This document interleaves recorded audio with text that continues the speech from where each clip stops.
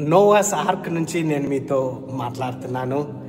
October 8th, 9th, 10th, 11th good news 360 church leaders conference arrangements జరుగుతున్నాయి.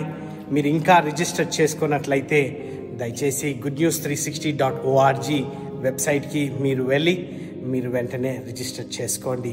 ఇదే ప్లేస్లో మనము బుక్ ఆఫ్ ఎఫిషియన్స్ ఈ 6 చాప్టర్స్ని మనము 14 సెషన్స్లో మనం చదవబోతున్నాము. ప్రతి 1 అవర్ టీచింగ్ అయిన తర్వాత